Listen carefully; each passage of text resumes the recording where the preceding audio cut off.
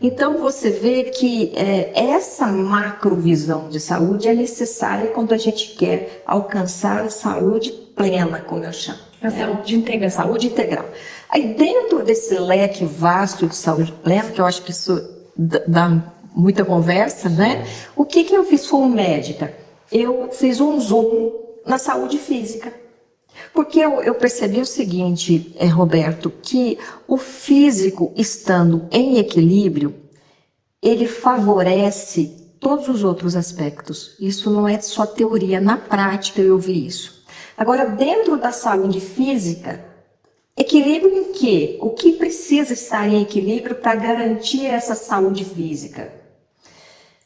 Aí dentro desse aspecto, eu considero 4 pilares. São vários fatores que interferem na saúde física, mas eu considero 4 pilares, que é o equilíbrio nutricional, o equilíbrio ácido-básico, o equilíbrio térmico e a desintoxicação do organismo. São as bases de um organismo fisicamente saudável. E Roberto, acho que você vai concordar comigo. Por que eu cheguei nessa conclusão que a saúde física ela é fundamental? Não é puxando sardinha para o meu lado em função da minha formação, não. Mas, de novo, comparando, eu considero o corpo físico como um instrumento musical. Ele precisa estar afinado. Não adianta você ter um músico de primeira grandeza, tecnicamente muito bem preparado, ele trouxe o talento, trouxe o dom, além disso, ele se esmerou no preparo, mas você dá para ele um violino desafinado. Não vai sair música nenhuma. Então, a capacitação do músico e o talento e o preparo seriam os conteúdos internos. Isso também vai dar margem para muita conversa. Mas o primeiro ponto, então, se você não tem um organismo equilibrado, e isso eu vejo na prática do meu dia a dia. Sabe, tem um caso que eu considero muito interessante, há muitos anos atrás, eu atendi um garoto de 22 anos, o pai o trouxe para consulta por um distúrbio do sangue grave, ele já vinha tentando vários tratamentos e não tinha resultado. E foi feita a programação de tratamento. O nosso objetivo no nosso trabalho é justamente resgatar esse reequilíbrio físico, né? E 2 meses depois, o pai voltou com o garoto, essa é mais ou menos a nossa maneira de trabalhar, reavaliar após 60 dias.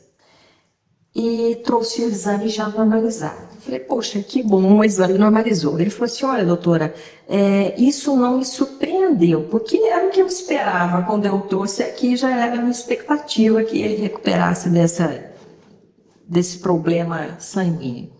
Mas o que mais me surpreendeu foi a mudança do meu filho. Ele é outra pessoa. Ele vivia trancado no quarto, até o estilo de música que ele ouve mudou. Hoje ele senta à mesa para a gente fazer as refeições juntos, ele conversa, ele dá risada. Então, ao equilibrar o físico, o potencial interno daquele garoto, ele se manifestou de maneira limpa, entendeu? Então, o físico em desequilíbrio, eu sinto como uma janela de vidro suja. Você não tem a nitidez do que está do lado de fora. Se está chovendo, se está nublado, se tem sol, né? O colorido do outro lado não vi. Interessante. Como você falou, realmente a saúde integral, ela vai dar suporte para outros estados do nosso ser se manifestarem corretamente. Até financeiramente você evolui mais, progride mais, né? Não evolui, mas progride. Se o seu organismo está em dia, porque você vai ter mais criatividade, mais disposição, mais vigor, né? Mais ideias. Então, foi aí que nós, tanto eu como a Eliana, nós focamos muito em como resgatar o equilíbrio físico. Por tudo que a gente assistia, no sentido de que ao reequilibrar o organismo, você tinha ganhos e melhoras em todos os outros aspectos. Agora, por outro lado, eu acho que eu estou falando muito, eu já tive vários casos de pacientes que recebem exatamente o mesmo tratamento, portanto, estão expostas ao mesmo reequilíbrio orgânico e tem uma evolução completamente diferente.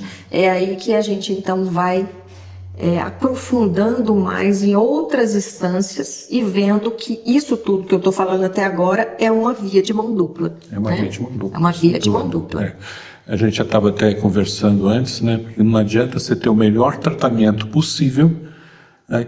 Mas se dentro de você não cuida dos seus pensamentos, das suas intuições, se deixa levar por sentimentos negativos, né?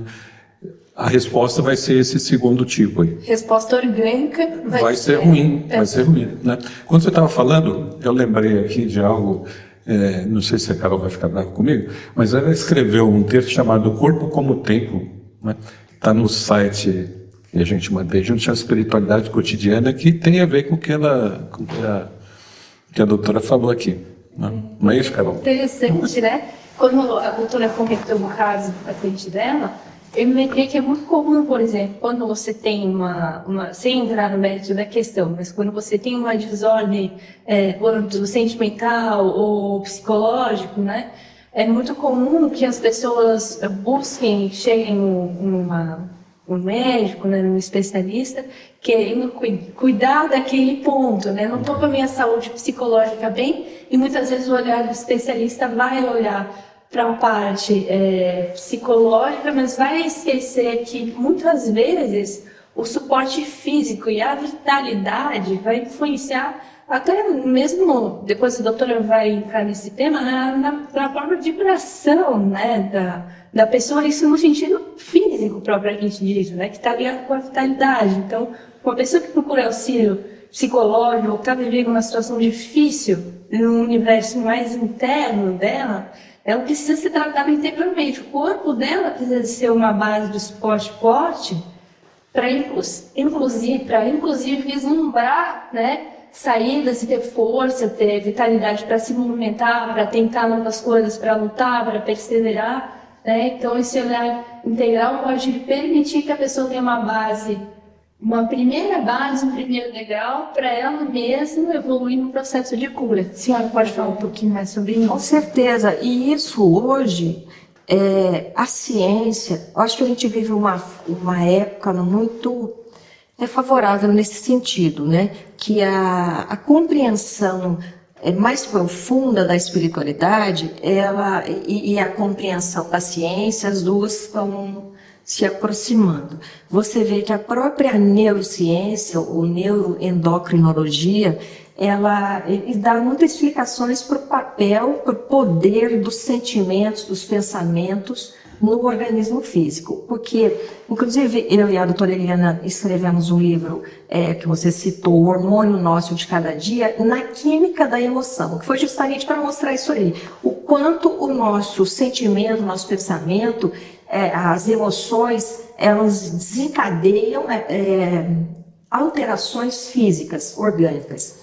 E a neurociência explica também isso, porque cada emoção, Carol e Roberto, estimulam partes cerebrais e glandulares que desencadeiam a secreção de hormônios, e esses hormônios vão ter uma ação positiva ou negativa, né? Por exemplo, a alegria, o bom humor, eles desencadeiam a secreção de serotonina, por exemplo, que é um hormônio revigorante, um hormônio que dá um bem-estar. Já a raiva, o rancor, a mágoa desencadeiam outras secreções, estimulam glândulas e pontos cerebrais e desencadeiam hormônios que trazem prejuízo para o organismo, né? Então é bonito você ver que a ciência busca explicação visível e palpável, né, para evidências que são tão lógicas que às vezes até dispensam explicações técnicas, mas a própria ciência tem explicado, né? Esse é um caminho muito interessante para quem está nos assistindo, né?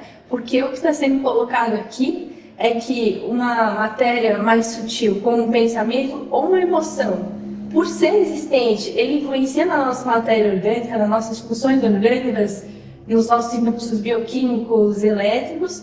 E o contrário, a nossa matéria física, orgânica mais densa, também está em contato com essa outra matéria. Então, o que está sendo apresentado aqui é realmente o caminho de mão dupla que o Roberto colocou.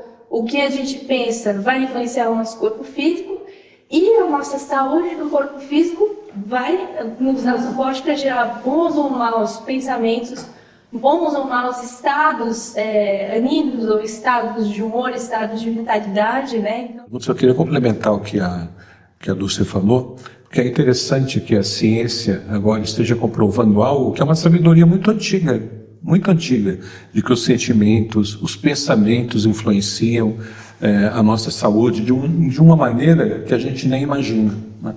Então, eu trouxe aqui um trecho de um livro. O livro chama-se O Livro do Juízo Final, foi escrito por Rosélis Fonsas.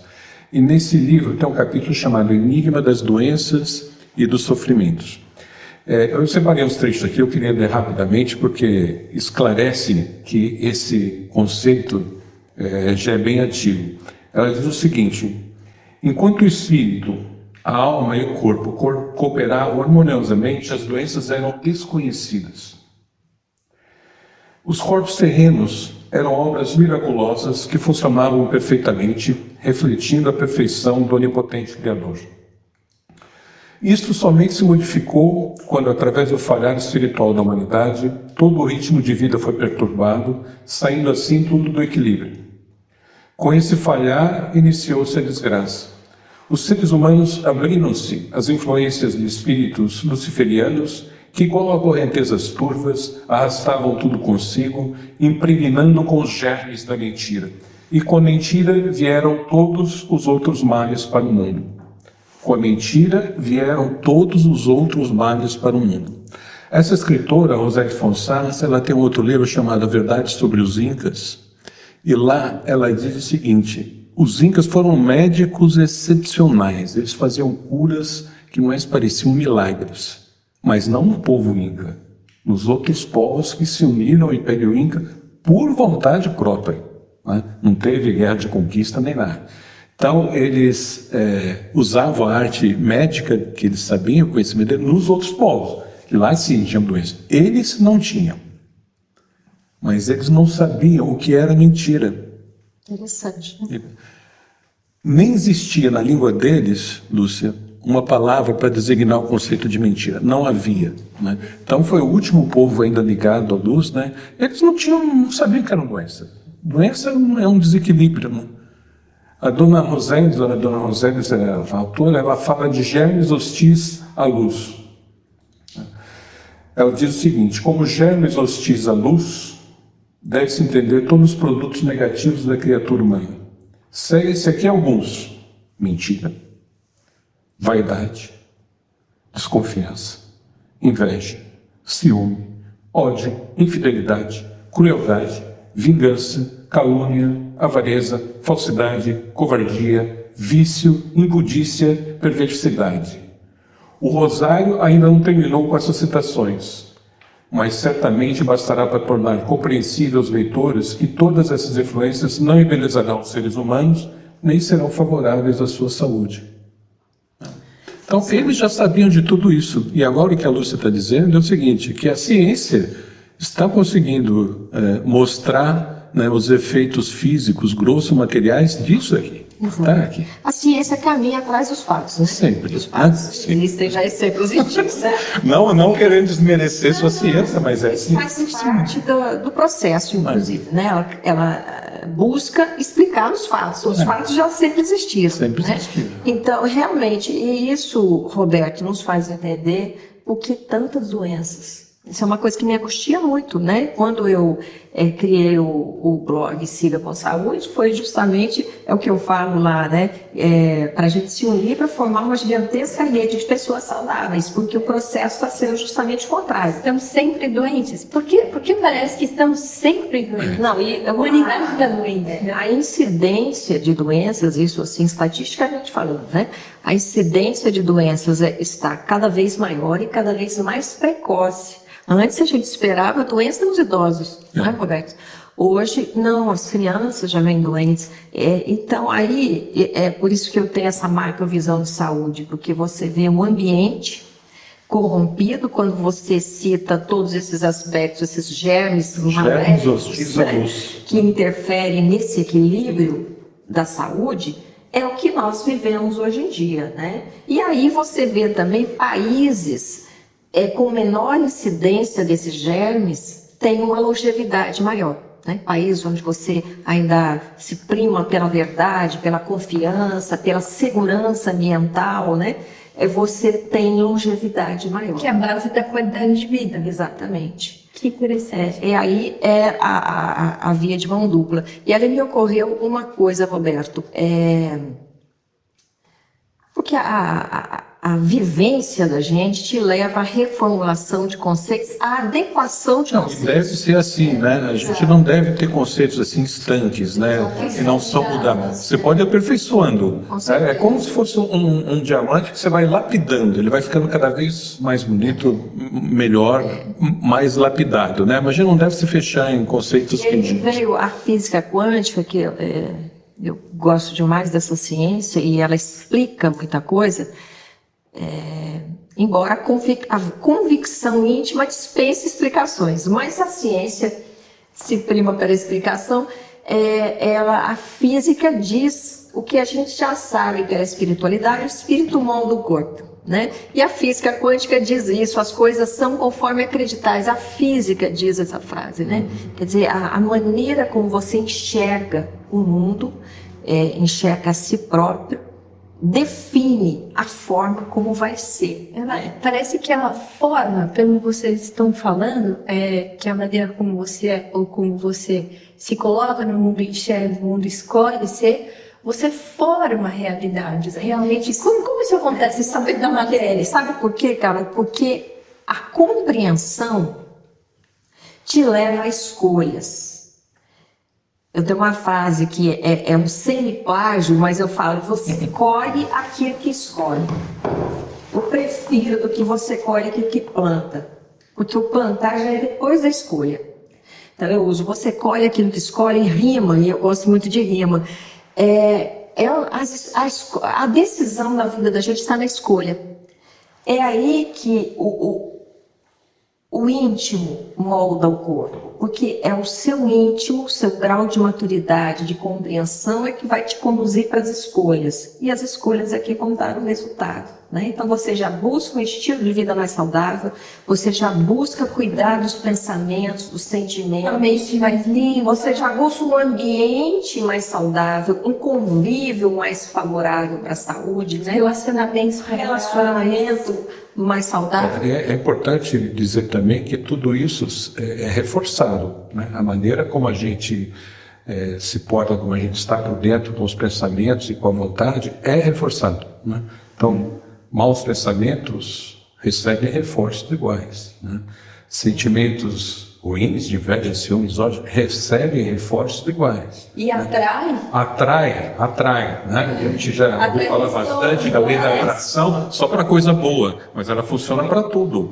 Para tudo, né? Por isso é tão difícil quando alguém se deixa abater por algum problema. Se ele ficar pensando naquilo, se ele ficar alimentando aquilo, ele vai se afundar cada vez mais, porque ele atrai formas semelhantes daquilo. Aquilo fortalece ainda mais aquela vontade ruim. Se sintoniza no problema. Sintoniza naquilo e fortalece. Por isso que a gente tem que cuidar de manter sempre limpos os pensamentos, né? O foco dos pensamentos, né? Tem um autor dessa mesma editora, chama-se Abdul Shin, ele escreveu uma obra chamada Na Luz da Verdade, uma obra em 3 volumes. E nessa obra ele cita algumas vezes a importância de conservar puro o foco dos pensamentos, a importância disso, né? O foco dos pensamentos é a nossa vontade interior, a vontade intuitiva. Se essa vontade intuitiva ela estiver pura, sempre voltada para o bem, os pensamentos automaticamente vão se voltar para o bem, vão ser formados para o bem, né? E isso vai influenciar na saúde também.